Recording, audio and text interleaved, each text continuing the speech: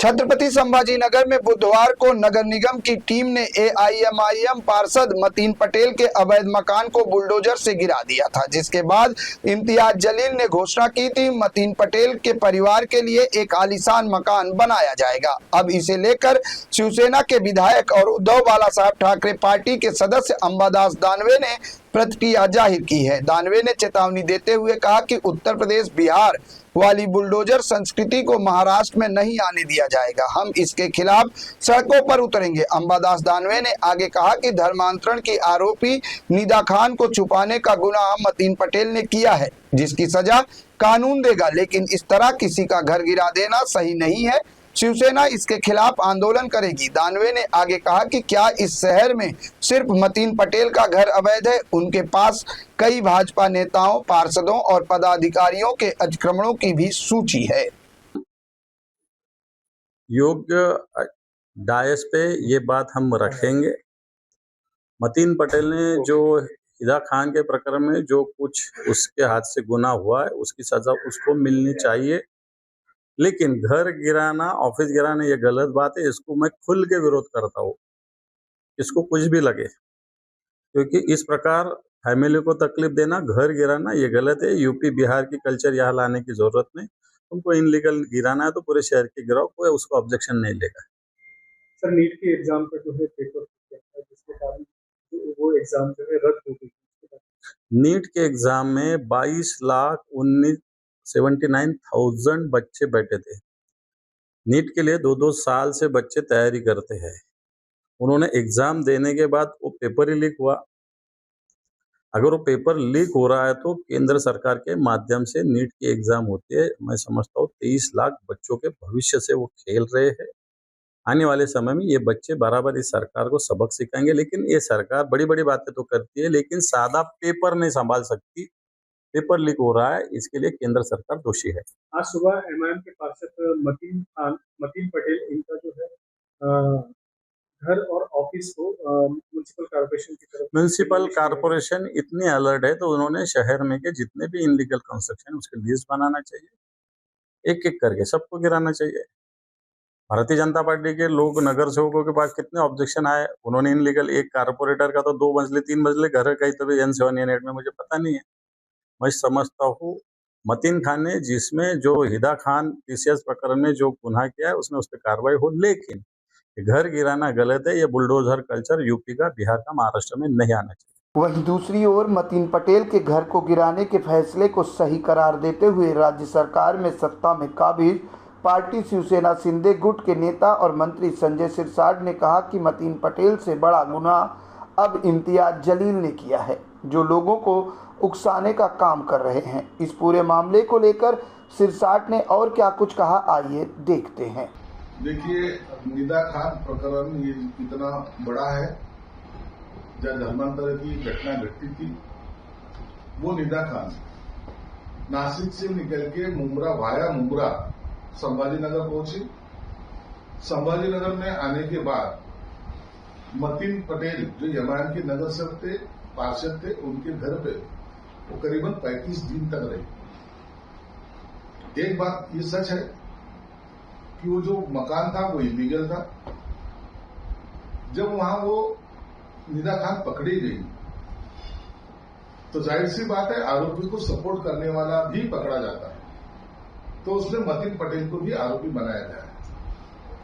लेकिन एक बात और है, इस मतीन पटेल को किसने कहा है कि तू इनको तेरे घर में रख? मेरी जानकारी के हिसाब से इम्तियाज जलील ने, अपनी ही पार्टी का नगर सेवक है, पार्षद है, और सेफ साइड बोल के एक शहर से थोड़ा सा दूर रहने की वजह से वहां वो सेफ रहेगी, इस एंगल से उसको छुपाने में मदद पहले इम्तियाज जलील ने ये मतीन पटेल के माध्यम से की। इसलिए मतीन पटेल तो है, लेकिन एक नंबर का आरोपी ये इम्तियाज जलील है। आपने देखा होगा कल रात में वहां जाके उसने भाषणबाजी की, वहां जाके बड़े बड़े लालच वो उनके फैमिली को दिए। क्या कहा है उसने? मतीन पटेल का घर गिराने के लिए आ रहे हैं, ये जानकारी उसको कहां से मुझे पता नहीं, लेकिन चिंता ना मत करो, हम तुम्हें घर बना के देंगे। मतीन पटेल को हम फिर से चुनवा के लाएंगे।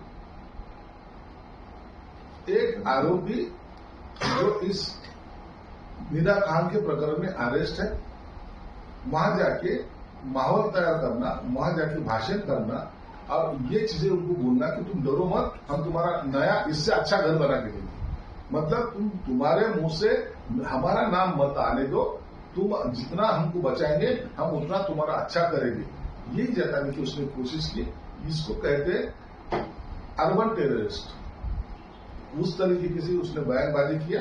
आपके माध्यम से मैं पुलिस को भी विनती करूंगा कि तत्काल इनके ऊपर ऐसी बयानबाजी करने की इस आरोप में गुना दाखिल होना चाहिए। एमआईएम पार्टी को आतंकवादी पार्टी संबोधने पर इम्तियाज जलील ने कहा है कि ऑपरेशन सिंदूर जब हुआ था उसके बाद नरेंद्र मोदी द्वारा जो डेलीगेशन विदेश में भेजा गया था उसमें एमआईएम के जो अध्यक्ष है असदुद्दीन ओवैसी उनको भी भेजा गया था। ओवैसी ने उस टाइम देश के हित की बात कही थी। अब जो देश के हित की बात करेगा उसका सम्मान ये हम लोग करते हैं। आपके मालूमात के लिए बोलता हूं, पहलगाम में जो ऑपरेशन सिंदूर के वक्त जिसने गोलियां चलाई थी वो शहीद था, उसका नाम, वो टेररिस्ट का नाम शहीद था। उसने 26 लोगों को मारा। लेकिन जिसने वो वहां के टूरिस्ट को बचाने की कोशिश किया उसका भी नाम शहीद था। हमारे नेता एकनाथ शिंदे साहब ने उस जो शहीद हुआ है शहीद, उसके लिए मकान बना के दिया और मैंने खुद मेरे हाथों से पहलगाम में जाके उसके घर की चाबी उसको सुपुर्द की, उसके माँ बाप के हाथ में। तो देशभक्ति के जो तरीका है, जो देशभक्ति के साइड से रहेगा उसको हमारा सपोर्ट रहेगा। लेकिन जो ऐसी हरकतें करता है, जहां धर्मांतर की बात आती है, जहां लव जिहाद की बात आती है, जहां ड्रग्स बेचने की बात आती है, उसको हम सपोर्ट नहीं कर सकते। ये टेररिस्ट एक्टिविटीज ही है। एक समाज को बिगड़ाने का जो भी काम करेगा उसके खिलाफ ध्यान रहेंगे। आपने एक स्टेटमेंट दिया था कि निदा खान इम्तियाज जलील की रिश्तेदार है, इस पे उन्होंने आपको ओपन चैलेंज दिया है कि आप प्रूव कर दें। आप कोर्ट में जाइए, उसने कोर्ट में जाने की लैंग्वेज यूज की है, कोर्ट में जाइए, जब मैं उसका जवाब जरूर दूंगा। राहुल गांधी ने जो है नीट एग्जाम कैंसिल, जो पेपर फूटा था उसके बाद नीट एग्जाम कैंसिल हो गई, उसमें कहा है कि 22 लाख से ज्यादा छात्रों की मेहनत, त्याग और सपनों का इस भ्रष्ट भाजपाई व्यवस्था ने कुचल दिया है। देखो, नीट का पेपर जो फूटा है उसकी हम तो निंदा ही करते हैं, वो गलत ही हुआ है, उसका कोई समर्थन नहीं करेगा।